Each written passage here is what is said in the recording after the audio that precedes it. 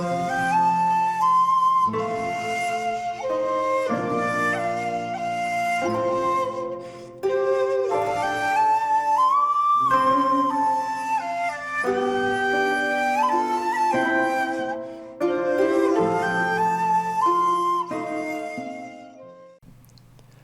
there, this is Solitary Ronan from Solitary Ronan Films, and welcome to my favourite 25 films of the 1970s. It's the channel Tim Talks Talkies, and he has done 3 massive projects on favourite films of the 80s, 90s and 70s. Obviously I didn't submit to that competition because that would be ridiculous, but I thought I would just do my own. And I think I'm actually going to do all the decades just for fun. You can play along at home. Again, this is not the films that I believe are the greatest films of the 1970s. These are just my favourite films of the 1970s. 25 of them. Obviously it's just a bit of fun. You could easily do 50 or 100 with most decades. So I'll just start. Again, I'm not going to talk about them in too much detail. As I say, it's just a bit of fun. At number 25, I had to have it as part of my childhood, and it's also part nostalgia, even though I hate what it produced, i.e. the summer blockbuster. So at number 25 is Jaws. Obviously subscriber Ben can cover his ears. Just a great film of moments. It's just classic moment after classic moment. Granted, if the robotic shark had worked, it would probably be a completely different film. I'm actually surprised Spielberg hasn't went back and CGI'd the shark or something. Great moments, great characters, back when Spielberg actually did interesting things with the camera. Number 24, Texas Chainsaw Massacre. I do think this is better as you look at it as a socio-political film as opposed to a horror film, because as a horror film it's not actually that scary. But as a socio-political film about the death of industry in America, and kind of post-Vietnam abandonment of middle America, it works really well. And it's also a film about somebody just protecting his own house from crazy teenagers just wandering in. Or something. Great sound design, and really should be in smell-o-vision, even though that would probably be quite upsetting. Number 23, one of my films of last year, from 1973, it's Messiah of Evil. I've talked about this in my Radiance collection video that I did recently, and I also did a random review of it after I'd watched it. This is a remarkable film from co-writers of American Graffiti, who would later go on to make Howard the Duck, believe it or not. This is Night of the Living Dead, Carnival of Souls, Dawn of the Dead, gothic horror, folk horror, Californian beach, pre The Fog. So many bizarre moments. So many moments that work extremely well. Seen in the supermarket, seen in the cinema. Just beautiful production design. A strangeness all to its own. Absolutely blew me away. Try and see it in a screen as big as possible. It's just fantastic. Another quote horror film.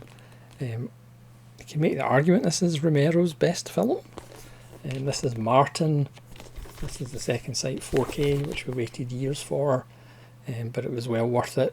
It still kept the griminess of the film without making it look too polished.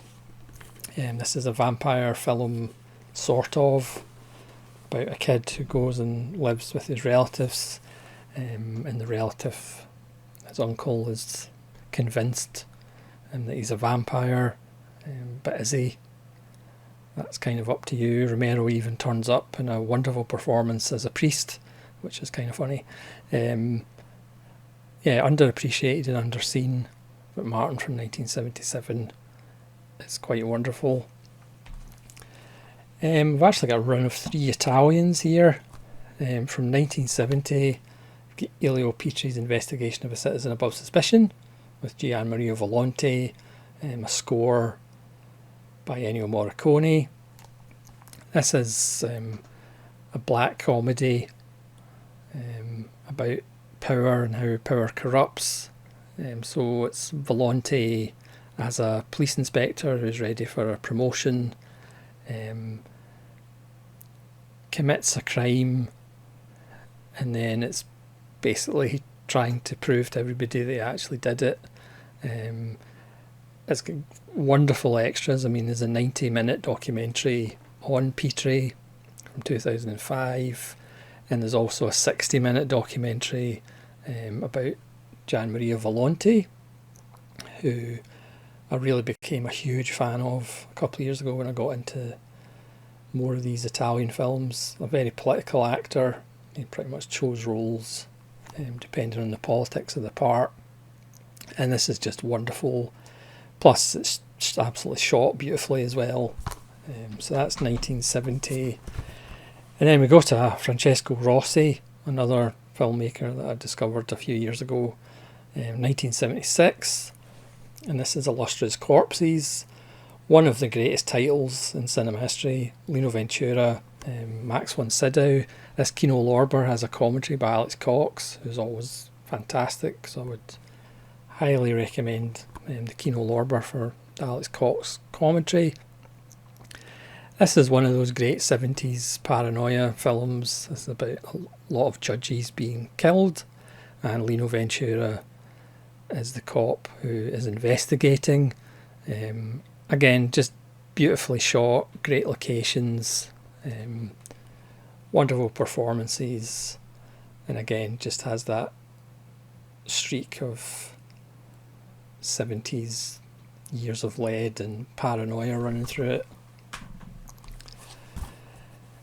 And then, as I said, back to back, Francesco Rossi. This is 1970.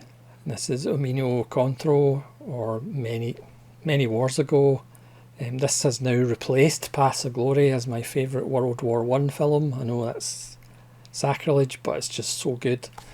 This is made by Italians about World War I in northern Italy, in the mountains. Probably a lot of the people who made this film had relatives that actually fought there. It just has an authenticity that you can't deny. This has Volonte, so obviously I'm biased. Edited by Ruggero Mastriani, who it seems must have edited every single Italian film in the 60s and 70s, because his name's on loads of classics. Also starring Mark Frechette. It's got a great score by Piero Picconi, and it's just fantastic. Absolutely love Many Wars Ago. Would highly recommend it, and it has some surprises. This is from 1976. Where are we? Number 18. This is Richard Lester's Robin and Marion. I've talked about this before in the channel. This is a film that as a youth I didn't really get and understand, whereas the older I get I appreciate it more and more, because it is about the end of a myth or living up to a myth. This is old Robin Hood with old Maid Marian, who's bizarrely Audrey Hepburn, who's become a nun. I mean, as with all Richard Lester films, this has a ridiculous cast. apart from Connery and Hepburn. It's got Robert Shaw having a whale of a time as the Sheriff of Nottingham. It's Nicole Williamson, Denham Elliott, Ronnie Barker. I mean, come on. Ian Holm, Richard Harris.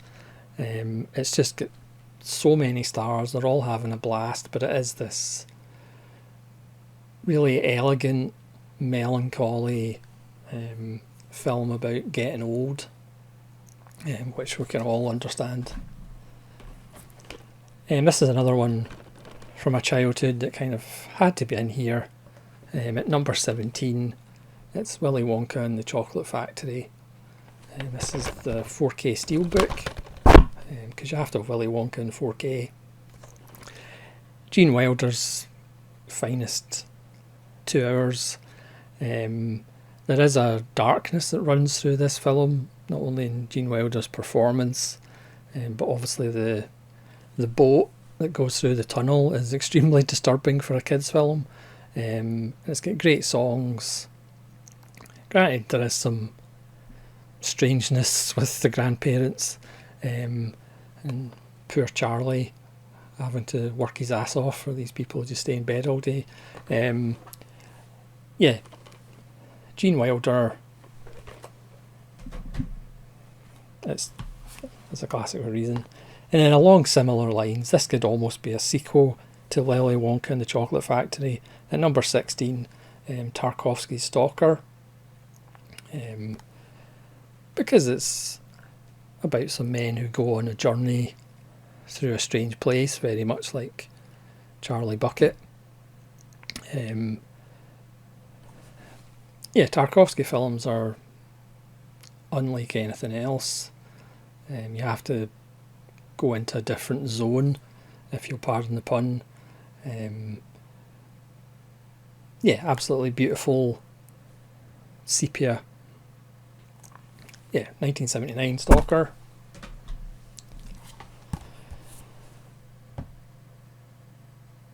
From 1976, again a film that I've now maybe only seen about 4 times since I got it recently. This is Joseph Losey's Mr. Klein with Alain Delon, 1976. This is a different Delon, slightly more jaded.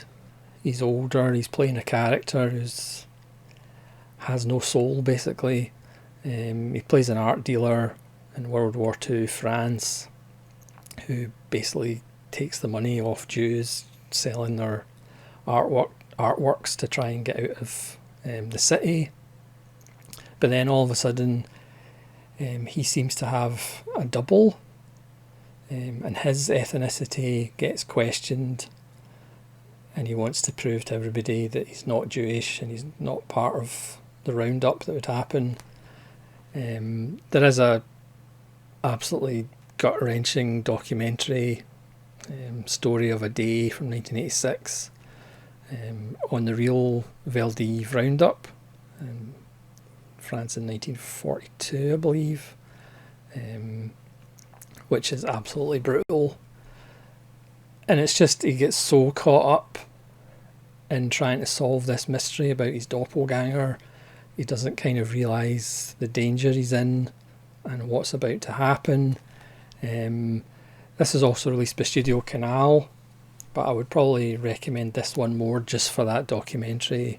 There's an interview from 1976 with Joseph Losey and Alain Delon, and there's an essay by Jeanette Von Sandu, who, if you watch this channel enough, you know I'm a big fan of. Sadly not a commentary by Jeanette Von Sandu, but it just looks beautiful as well. It kind of has that Melville look, that kind of blue-grey, and it's one of Delon's best performances. Yes, he's not super cool Delon, he's kind of jaded and world-weary Delon, and it starts with one of the most uncomfortable scenes in cinema history, as this naked woman is examined by doctors to kind of prove how many Jewish traits she has. It's really uncomfortable and in your face, and really effective as well. Number 14, Another favourite, this might be in the running from the first indicator that I bought. There's a couple, well, two of the indicators are on this list. Might be the first indicator I bought. This is Don Siegel's Charlie Varic from 1973 with Walter Matthau. Walter Matthau as a bank robber, Andy Robinson of Dirty Harry fame as his sidekick, and Joe Don Baker as one of the greatest villains of all time. I mean, he is nasty. The music's by Lalo Schifrin. It's about a small-time bank robber who accidentally knocks over a bank in the middle of nowhere that happens to be a mafia bank. And obviously there's consequences to that. It's just so much fun. And again, Walter Matthau's fantastic in it. This has a 75-minute feature-length documentary from 2015, Last of the Independents, Don Siegel and the Making of Charlie Varic, which is fantastic. And there's a 75-minute John Player lecture with Don Siegel from 1973. It's 75 minutes. And a Guardian lecture with Walter Matthau from 1988, which is 89 minutes long, which is absolutely fantastic. There's a Super 8 version, 18 minutes, and there's a trailer from Hell with Josh Olson and Howard Rodman. And as usual with the limited edition indicators, there's a nice booklet as well. So just one of my favourite films of all time, and my 14th favourite of the 70s apparently.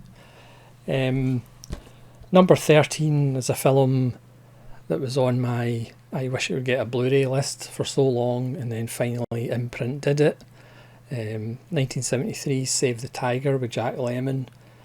You could make the argument this is Lemmon's best performance. I think when I did a random review of it, parts of his character in here, as he plays the guy who owns a fashion factory, a clothing factory, and kind of all the pressures that he's under, and he makes a very bad decision. It's got a lot of the character from China Syndrome, and the character from Missing, and the character Shelley the Machine Levine from Glengarry Glen Ross. They're all kind of mixed together, and you get Harry Stoner, which is a fairly strange name for a 70s film. But I was so happy to get finally this gets a Blu-ray. I would urge everybody to go out and buy it. It's two commentaries, one by the director John Avildsen and producer Steve Shagan. There's a commentary by Daniel Kramer from 2022. There's Ammo for Shooting Clouds, John G. Avildsen before Rocky, video essay by film historian Daniel Kramer, an interview with film director Lloyd Kaufman from 2022, an interview with actress Laurie Heineman from 2022, and there's a vintage interview with Jack Lemmon from 1973. Such a great film, underrated and underseen, but hopefully because of this release people will see more of it now, because it's just absolutely fantastic and it's one of Lemmon's best performances. Number 12, Lancelot de Lac. Again, I did a video on my favourite films from the year I was born, and there's actually lots from 1974, including, along with Excalibur, probably the best Arthurian legend films, and this is in typical Bressonian fashion, but it's absolutely beautiful. This is a Gaumont French Blu-ray, it's English subtitles fortunately, but it's absolutely beautiful, it's dynamic, and the action scenes by Bresson are wonderful. Another film at number 11 that I was so glad to finally get it on Blu-ray. It's a French Blu-ray. It's Sleuth with Larry Olivier and Michael Caine. It's arguably my favourite doubleheader. Just the script is just pinpoint. So many little barbs and insults they fly at each other. Has real black comedy in it. Pretty much all set in one house, almost in one room, but it's absolutely fantastic. Both are on top of their game. Obviously Michael Caine was a little bit intimidated to work with Olivier, but Olivier was charming as possible. We've all heard the stories about him and Dustin Hoffman and Marathon Man. Next, at number 10, from 1970, arguably my favourite blaxploitation, Cotton Comes to Harlem, with Gravedigger Jones and Coffin Ed, the two detectives, played by Raymond St. Jacques and Godfrey Cambridge. And it's got Calvin Lockhart, one of his best performances. Don't worry, he's on the list later as well. As a shyster who's trying to con people out of their money, hidden in a bale of cotton. It's just so good. Directed by the legend Ossie Davis. It's got a great cast. It's got a great score based upon a Chester Himes novel. This is the real deal, and that the double team of Coffin Ed and Gravedigger Jones, the two cops, is absolutely wonderful. Next, from 1972, from a filmmaker I really need to re-watch his early funny stuff. It's Herzog and Aguirre Wrath of God from 1972. This is like a dream. It's also like a documentary, because as we know, Herzog pretty much went to the edge of the abyss when he was shooting stuff. So when they're going down a river in a raft, they're really just going down rivers and rafts as the rafts break out. Another ridiculously good and insane Klaus Kinski performance. When he's on the raft at the end, it's just absolutely beautiful. Another crazy masterpiece by Herzog, who's had a few. At number 8, from 1978, if not Charlie Varic, then this was definitely the first indicator that I bought. Paul Schrader's Blue Collar. Still important, still vital, still one of the best debuts of all time for Schrader. Great score, brilliant performances by Pryor, Keitel and Koto, even though it was pretty difficult to control them all at the one time. It's about how the man controls us all by pitting ourselves against each other, whether it's race, class, sex. It's just so wonderful. Again, still relevant and still incendiary.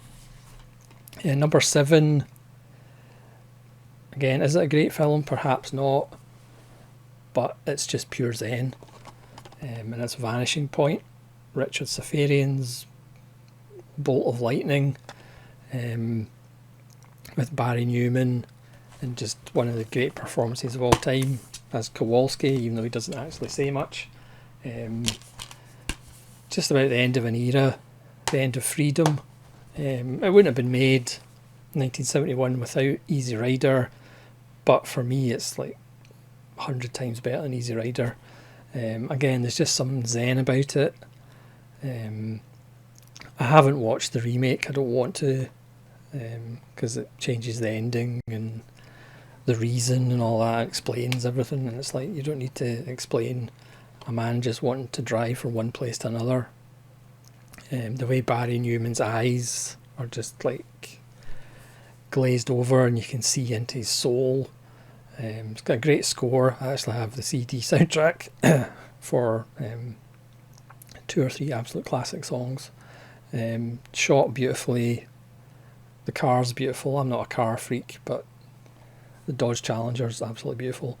And the Steelbook gives it specifications, which is a nice touch. Just a fantastic film. Not perfect, but again, this is favourite films, not the greatest films. From 1970, a film that I'm still baffled. Well, quite a lot of this filmmaker's films is baffling that they're not on Blu-ray, even though Arrow released 2 really good sets the past couple of years. It's Claude Chabrol's Le Boucher with Stéphane Audran. Arguably my favourite Chabrol, about a country school teacher who's kind of an outsider, but she's settled in this country school, and then little girls start dying. It's just such a beautiful film. It has one of the tensest can't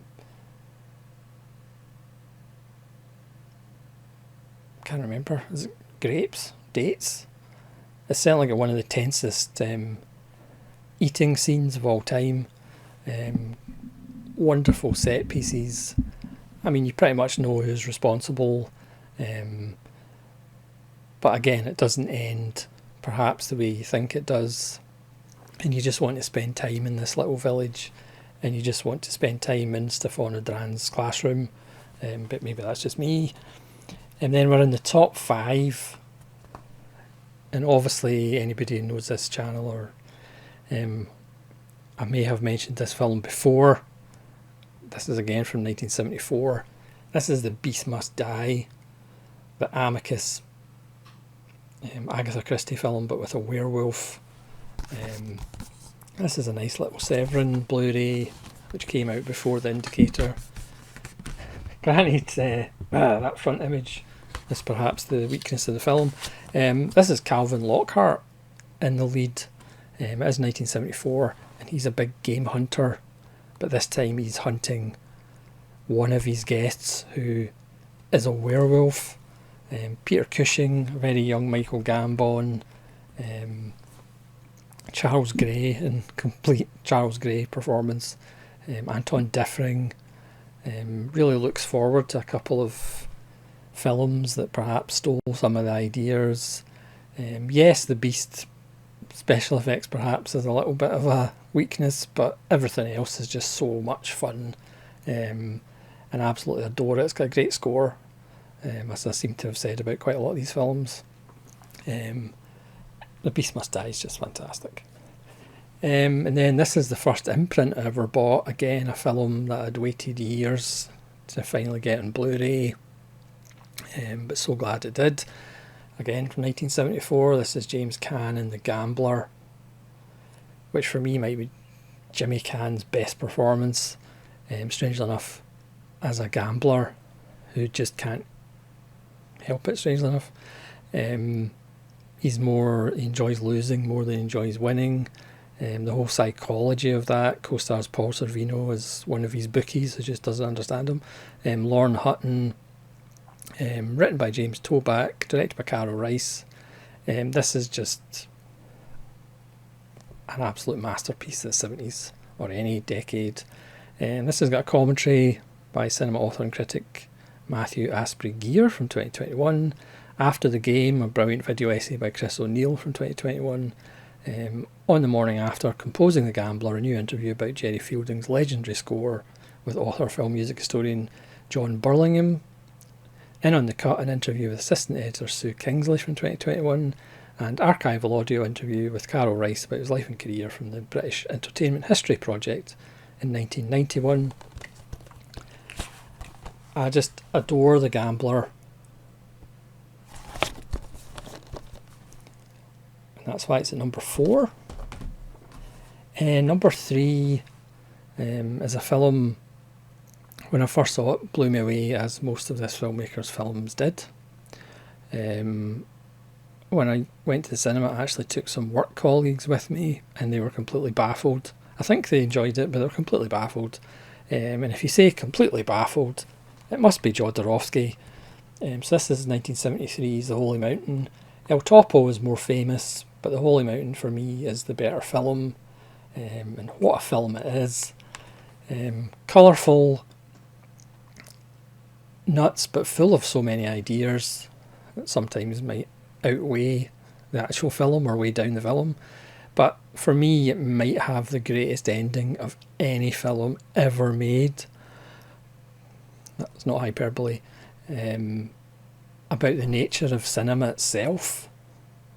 I mean, it's pretty profound, the ending, which I'm obviously not going to spoil. But it's an incredible piece of work. Of course, it has animal death in it, as most of Jodorowsky films do. But man, is it an experience, especially when you see it in the cinema. So we're down to the last 2. So number 2 is, strangely enough, from 1974, and this is The Taking of Pelham 123. This is a Kino Lorber 4K. I mean, I was expecting pretty much nothing from a 4K The Taking of Pelham 123, but blimey, it's actually very good. I was just not expecting the 4K to be as nice as it actually is. Again, just about every time I get with my dad, we end up watching Taking Pelham 123. It's become a tradition because it's one of his favourite films of all time as well. Walter Matthau, again, I've just mentioned The Holy Mountain for arguably the greatest ending of all time. Obviously this has one of the great endings as well. Robert Shaw, just absolute genius. Lots of humour, but realistic humour, not forced humour. Again, forget the remake, that's abhorrent. Directed by Joseph Sargent, just brilliantly paced, never lets up for a second, but never feels rushed either. Just absolutely brilliant. A template of how to do hostage films correctly, which leaves my favourite film of the 1970s, again from 1974, again another film that it took years to get a Blu-ray, and then 2 came along at once, one from Criterion and one from Imprint. It's TheParallax View with Warren Beatty, directed by Alan Pakula. This is the middle one of his Paranoia trilogy with All the President's Men and Clute. For me, this is the best one. This is the most rewatchable. This is the one that you find more little details in every time you watch it. It's about what starts with an assassination, brilliant set piece, and then strangely enough all the witnesses seem to disappear. One of the witnesses comes to small time reporter Warren Beatty, who obviously laughs her off but then gets involved. Again, I'm not a Warren Beatty hand, but this is a brilliant performance. At one point he pretends, it's Warren Beatty pretending to be a reporter in this film, pretending to be somebody else, pretending to be somebody else. There's lots of black comedy, like Walter Beatty, his dad, Warren Beatty and the guy who's trying to set him up with a fake identity, talking about, we'll set you up as being like a flasher, and they're on this little toy train going round. So it has like lots of strange little moments. A wonderful turn by Hume Cronin in support, William Daniels, shot by Gordon Willis. It's just a beautiful film. Again, strangely enough, the top 4 of these films all have brilliant endings, and a realistic ending. It's just so good. And again, it took a while to get a Blu-ray, just like The Gambler, but my goodness, it was worth the wait. So that's my favourite 25 films of the 70s. Again, I think I'm going to do this a series, but I'm not actually going to do it in order because that would be ridiculous. So I think I'm going to do the 2010s next, to challenge my lack of knowledge of modern films. So thanks very much for watching. Please let me know in the comments below what your favourite 25 films of the 1970s are, or some of them at least. And hopefully you'll join me again for the 2010s. Who knows when that'll be? Knowing me, it'll be a wee while. So thanks very much for watching. This is Solitary Ronin from Solitary Ronin Films, saying farewell.